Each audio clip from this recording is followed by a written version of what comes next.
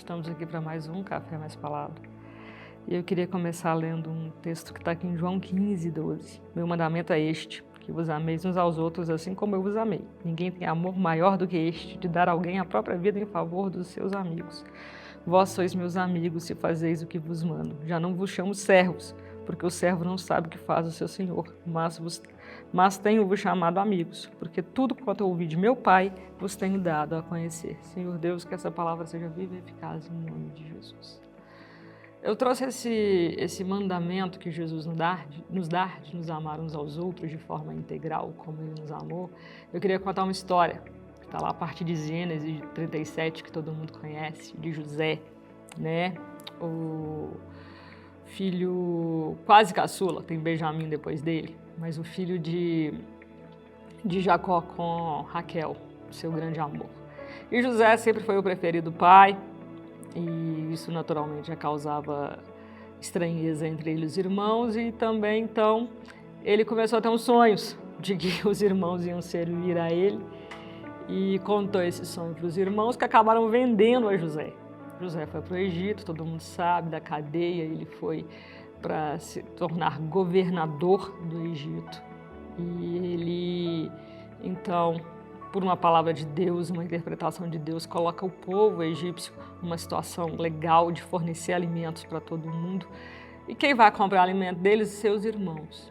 José reconheceu os irmãos e ali, pelas dores que tinham ficado, ele começa então um processo meio psicológico com os irmãos, né? Ele primeiro acusa os irmãos de serem ali espiões no território dele, deixa eles ali estremecidos na sua presença e acaba colocando os irmãos numa prisão, até que eles busquem o Benjamim, que é o irmão dele mais novo e o irmão da própria mãe. Então, depois de 3 dias, os irmãos se arrependem, José sente aquilo, chora de emoção, se comove, mas não se apresenta aos irmãos. Ele permite, ele determina, né? Ele dá uma ordem, que os irmãos voltem lá para Canaã e que busquem a Benjamim. Ele deixa o pai dele atemorizado, o pai que ele amava, o pai que nem sequer sabia que ele tinha sido vendido ou estava vivo e que estava em luto por ele, ficar atemorizado, com medo de perder mais filhos. Mas aí Benjamim vem e José nada de se apresentar para os irmãos. Então ele vê o irmão mais novo, chora de novo, dá para ele o dobro, uma porção dobrada de tudo e faz mais uma emboscada para aquele povo. Só depois, então, José se apresenta aos irmãos e fala para eles o seguinte: olha, eu sei que vocês me venderam, mas não preocupa não. Não é assim que está na Bíblia não, gente, mas o que ele quis dizer, tá? Porque isso foi para que se cumprisse a palavra de Deus. O que eu queria destacar é que no meio dessa história toda, quando os irmãos se ajoelham para ele, José já tinha percebido que aquilo tudo aconteceu para que se cumprisse o determinado por Deus na vida dele. José se permitiu ser conduzido pelo seu passado.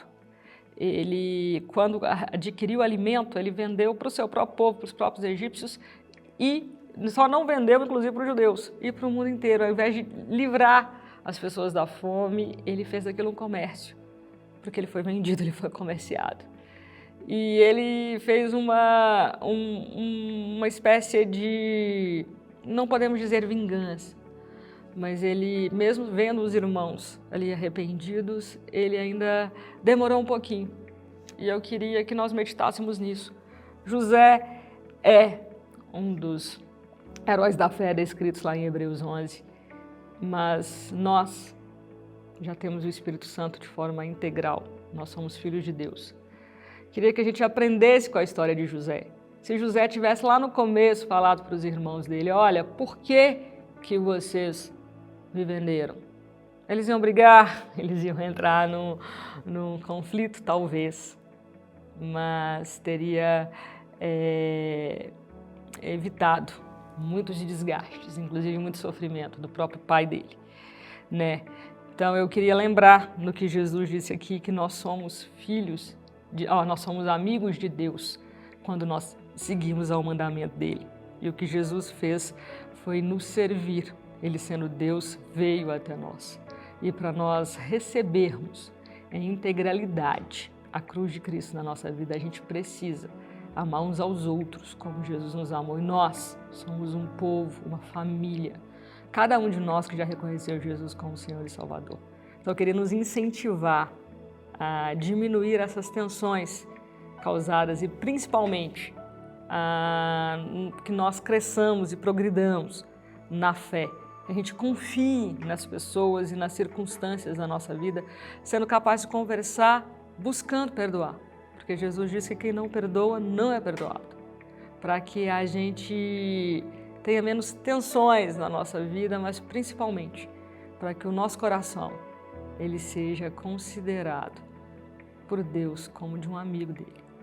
Porque é o único mandamento que Jesus nos deu. Amai-vos uns aos outros como eu vos amei. Ele é a nossa régua. Que Ele seja a nossa régua em todos os relacionamentos da nossa vida, Senhor Deus.